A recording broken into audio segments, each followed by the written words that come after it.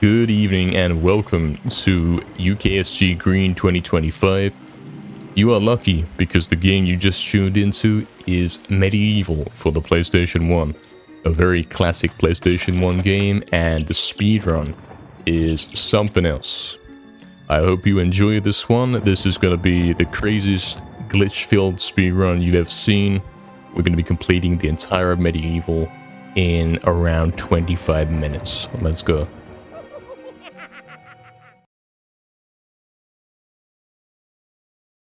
Now, this speedrun is extremely difficult. The amount of very precise glitches and tricks that you have to pull off all in a row, it makes it very tough to actually complete a run and reach the end of the game. But I'm going to be doing it for you guys. We are going to be doing that for you.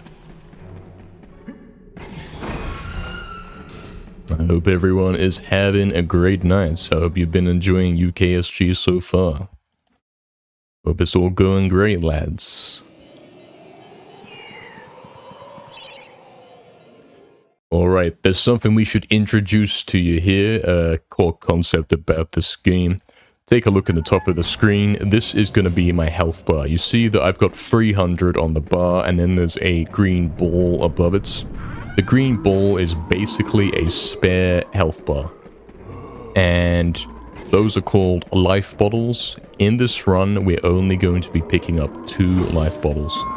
So what we're saying is we're not going to have very much health during the speedrun, because of course going out of our way to take more health, more life bottles, it would be slow, and our intention here is to go as fast as possible. I can't believe the classic scam has happened. The gate has scammed me, lads. Unfortunately, we were too fast to get to that gate there, and it didn't have time to open when we spawned the statue. Tragic, but we're moving on. We've just picked up our 2nd life bottle, and that's it. We're not getting anything else, lads. The game is going to prompt us here about collecting a chalice. If we did this, if we killed enough enemies in the level, we could get a chalice. The chalice is something that is going to allow us to get a new weapon, and we're not going to be taking any chalices. So we are straight up going to be beating the game with pretty much no equipment, no weapons, and the minimum health. How are we going to be doing this, you might wonder? The answer is, of course, glitches and skips. We're going to be performing some of the hardest glitches and skips known to man, all in a row, back to back, in order to skip our way through every obstacle and every challenge that the game throws at us. It's going to be a great time. Firstly here, there is an item in this level that we would have to collect, the Witch's Talisman. This would allow us to kind of start the main quest, if you will, and progress to the end of the game, collect all the essential items, but we're not getting it because we're going to be skipping basically all of that. There is a massive game-breaking skip in this game that allows you to skip several levels entirely, and that's what we're going to be doing for you. Right here, we're going to do a nice skip to clip through this wall, clip through this gate here. And this is going to allow us to skip most of this level.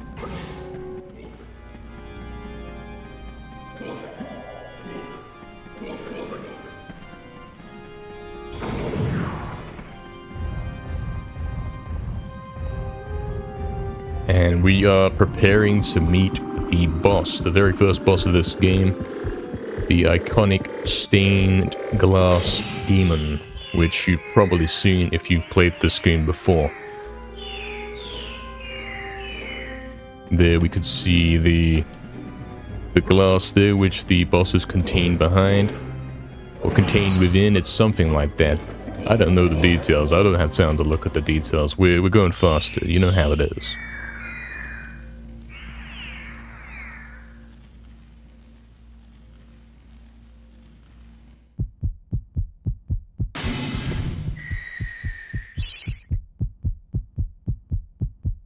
And here he is. So we're going to be picking up these daggers here that the game gives us.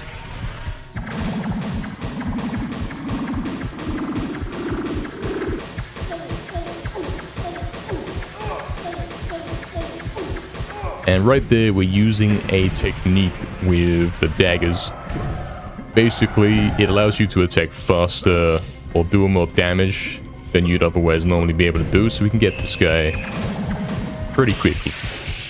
We've also purposely right there jumped underneath him as we killed him, because when he dies, he's going to drop a key on to us, like straight up. We take the key, the level's instantly going to end, and then we're also going to quit out. It's a weird little trick to quit out, but basically what you're doing is speeding up the circle closing off. When you finish a level, the screen closes off in a circle, and if you quit out like right before that happens, you can kind of speed it up. That's what's going on there.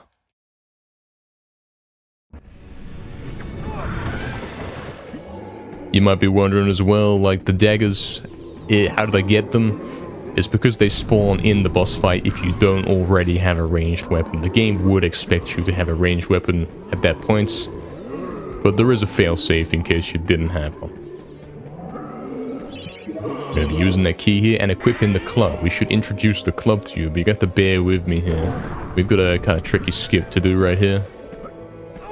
We got to clip through this fence here. It's faster than going the intended way.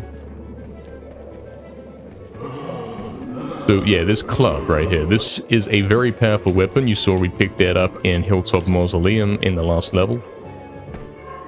And we're about to show you how good this club is as a weapon.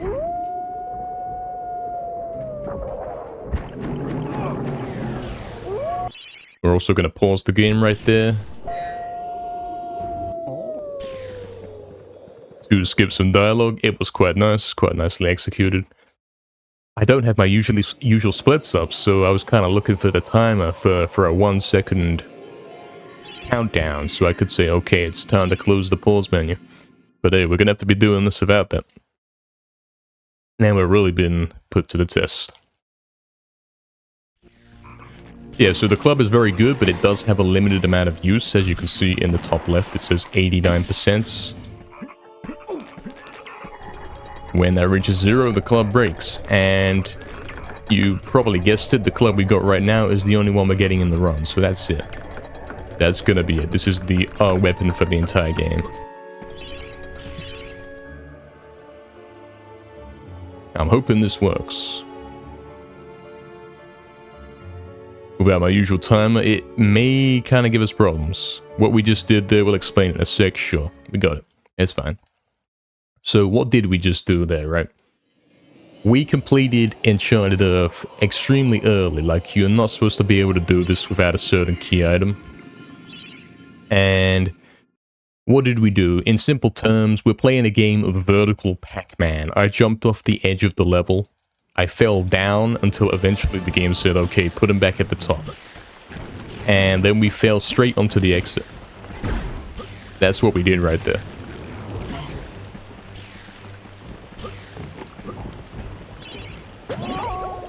And yeah, there's a lot of things going on, as you can see. There's a lot of crazy things going on back to back. It's hard to keep up with explaining them all. But you also might be wondering, how did I jump off the edge and not die back there in Enchanted Earth? It's because I used something called the inventory glitch. Basically, you can't die if the inventory is open.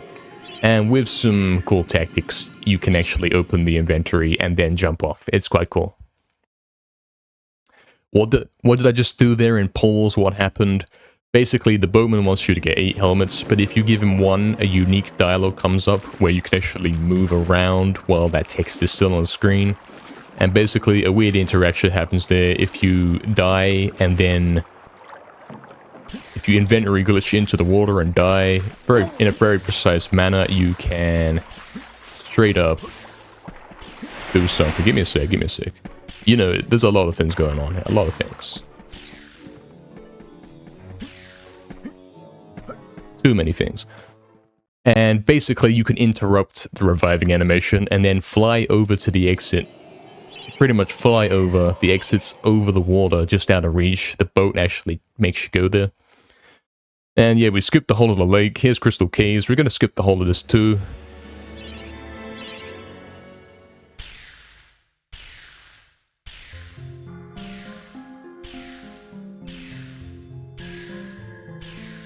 Okay, and we're hoping that works. If not, we get the backup. Yeah, we should be able to get the backup here. It's all going to be fine, lads.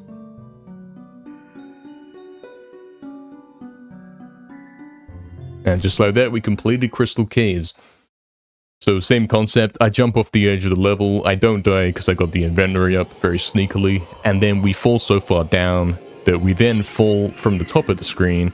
And then I've very carefully made my way to land on the exit trigger and straight up skip the entire level. Okay, now right here, we're about to see the hardest skip in the game. This is the level where if you don't have the dragon armor, you can't pass through, and it's like the main quest of the game to get the dragon armor, pretty much. So we're gonna have to be skipping through this gate here, pulling this off. This one's crazy difficult. And I'm probably crazy for doing it right here in this attempt. But here we are. So we're gonna clip into this wall. I'll save the talk and the explanation for after. 1, 2, 3. Might be slightly behind, like... Okay, we made it. We're fine, we're fine. So what happened there? We have to do a frame-perfect technique with a perfect angle, basically hitting the club against the wall. Doing this and dashing in the other direction is going to make us go... clip through the gate into the wall. We want to clip into the wall specifically. And then we want to turn the camera. We want to make Dan, our main character, stumble. And then we have a very specific curve that we do. Basically, we manage to clip through the floor. It's quite crazy. And this is going to allow us to skip straight to the exit of the level, bypassing the need for the dragon armor. It's a very cool skip. It's got to be the coolest in the game. And yeah, it is extremely difficult, so the fact that we pulled it off like that, very proud of that one. Again, Haunted Ruins here. We fall off the edge, straight up, navigate ourselves to where we would like to go. This one we can't go to the exit directly, because we do have to collect the crown key item. We do have to do that first. And then use it on this guy. We got a little bit of downtime here. As you can see in this run, you don't get much downtime. We have another trick coming up here. Another level loop. If I didn't introduce it, the whole Pac-Man thing is called level looping. This thing right here. As you can see, that's what we're doing. We're falling under the level, then we're then falling, and we're very precisely navigating through the void to land at the exit. Which is really tough because the camera can mess with you. I mean, it's doing all kinds of crazy stuff. Directions don't necessarily correspond to which way you're actually going. It's quite nuts. That was incredibly close. That was incredibly close, but we made it. We're fine. And then when we jump on this catapult, the level's going to end, so we can kind of set up one of them quit outs. Like we can quit the game and then close the level off in a circle a little bit quicker. Quite a nice strategy to save 1 second. This run is insane so far. I don't know how good it is compared to world record, but I'd say it's up there. It's actually up there, lads. It may well be up there. Okay, Ghost Ship. If you take a look at this intro cutscene Ghost Ship, you'll see that, yeah, it's a gauntlet. We don't have the weapons to get through here. We don't have the health. We certainly don't have the time. So we're going to have to be level looping, much like you've seen in previous levels. We're going to fall off the edge. And we're going to land right at the exit, which is where this guy is standing. Send your prayers. Hopefully I get this. Yes, I have done that. Obviously, I couldn't world record in a marathon run. That would be illegal. How about we get a second try, though? It's fine. How about it? Also, I have to do some precise counting here. Bear with me a sec.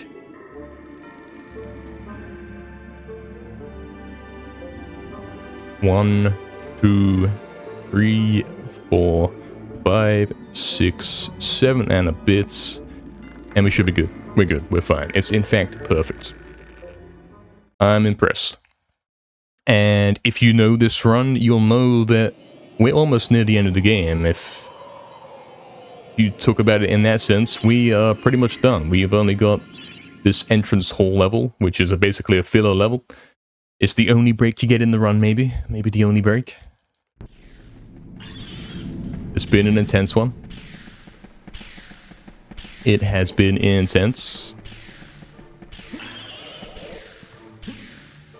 Yeah, we didn't quite get over the stairs as cleanly as I would like to, but we can't reset. We can't reset because of that, not really.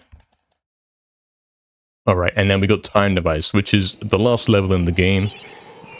But you can kind of see where this is going. If you've paid attention to the rest of the run, you know that we're not playing the level, are we? We're not really doing that. Not really. We're going to be straight up skipping to it with some cool level looping. The classic. Lots of skips in this game, lots of precise glitches, like we said, and we've been hitting them all, as unreal as that is.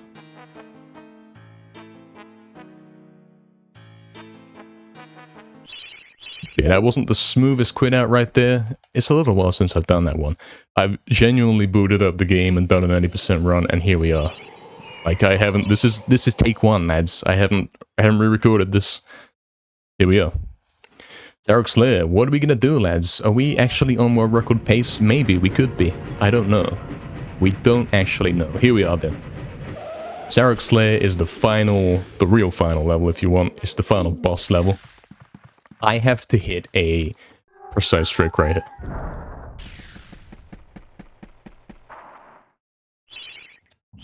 And thankfully we got it. Thankfully we got it. So what am I doing right here? We are doing the inventory glitch thing, right? So inventory glitching is basically having the inventory open in places where you're not meant to be able to do it. Like right here, I've managed to open the inventory and have this cutscene play. And in effect, what this is doing is preventing the enemy soldiers, at least half of them, from spawning in. And because they can't spawn in, I've got 8 guys and they've got 4 guys instead of 8v8. So I automatically win. That's one of the many uses of the inventory glitch. Yeah, you've seen we've been using it throughout the run. You can use it to avoid death when falling off edges, to stall cutscenes, all kinds of things. And okay, now we've got the classic waiting for these guys. That's the very classic. These guys are RNG. Funnily enough, there's no RNG in this run until the very end on Zarok's Lair, which is where we are right now. All 3 parts of this final boss stage are luck-based. That's the situation. Like, depending on how many of your guys are left alive, depending on how quick they kill these guys, that's what cause things to change, you know, in terms of timing. Alright.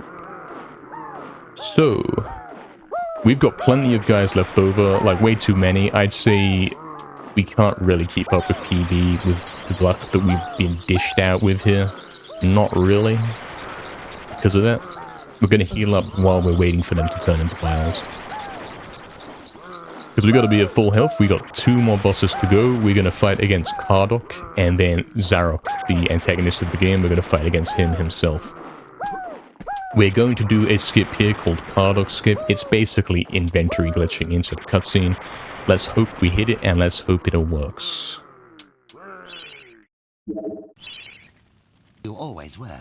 Okay, so we hit the skip. I did hit the skip, but it's a coin flip. It's 50% chance that it works and 50% chance it doesn't. I got that doesn't work right there. So we're losing 10 seconds because of that. It's fine though. It's completely fine. So what we're going to do here is equip the club. And we're going to use the same demonstration of how good that is right here.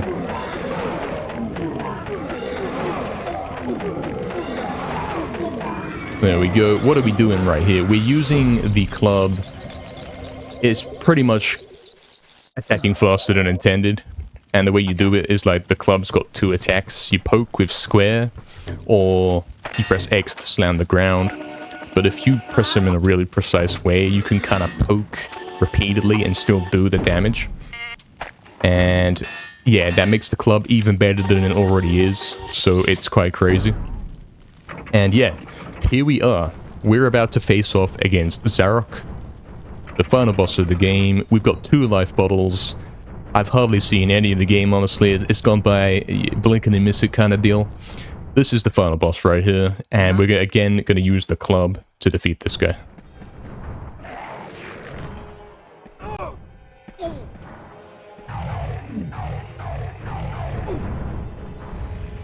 And as you can see, he does a lot of damage. He's also kind of luck-based. You have to hope he goes vulnerable. That's how it goes. I'm about to die, but so is he, so gonna have to play it out. I died. Can I still submit this, lads? I don't know. We were like 2 hits from killing the guy. Unfortunately, I died. Unfortunately, I have died. Very tragic. But hey, that was gonna be like a 20-minute 30, which is... that is a minute off world record. So that's pretty decent. Like, that's 60 seconds I lost throughout the run, compared to the best ever, which took me a year to set. A year of constant attempts. So that's kind of nuts. I'm gonna stop the timer, though. I'm gonna say yeah. That was a finish. I would call that a finish, lads. We completed the game, trust me. I didn't die. Trust me. I don't know how to stop the timer. I'm trying to stop the timer, lads. It appears there is no function to stop the timer on this one. It appears there is no function. But there you go, lads. I hope you enjoyed. I hope you enjoyed this MediEvil speedrun. Yeah, we couldn't quite pull through in the end, but hey, you get the idea. You get the gist. Thanks for viewing, and I hope you enjoy whatever is up next.